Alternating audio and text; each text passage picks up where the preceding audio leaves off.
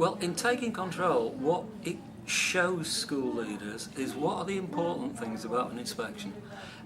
It takes you through the whole inspection process, right the way from writing the self-evaluation, through the phone calls to the lead inspector, and then onwards through the days. It also gives you a section on stepping into the HMI shoes.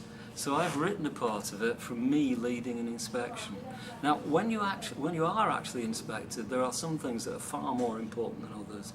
And for me, there are two things. And I say in the book that safeguarding is queen, but data is king.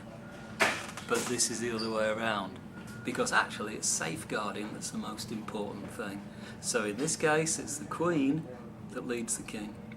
What makes a good self-evaluation is that a self-evaluation is there to put an idea into the head of a lead inspector. And the idea that you want to put in the head of your lead inspector is what you think about your school.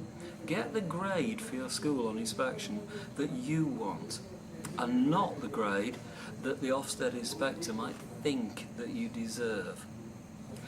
With a self-evaluation now, it's the format of the self-evaluation as well. It's how it's set out. A good self-evaluation should follow the Ofsted framework and should work its way through from pupil outcomes, which for me still is the most important thing. I know that Ofsted would like you to believe that leadership and management is the most important, but actually on inspection it's pupil outcomes combined with safeguarding.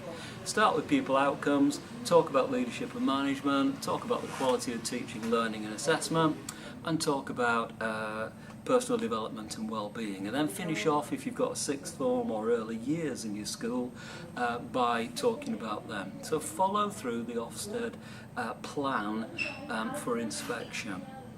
But with a self-evaluation, be proud. It's your school.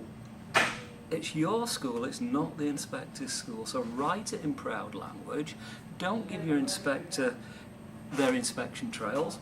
So don't list all your weak points.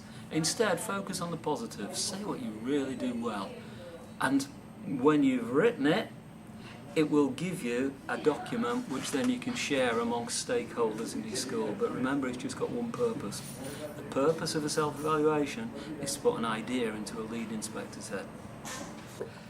It's a book, really, that does what it says on the front cover, because it allows schools to take control of their inspection. It allows them to be in charge, it allows them to be in the driver's seat, and not Ofsted to be in the driver's seat. And that's what I really wanted to do in writing the book. This is a book that will help a lot of schools.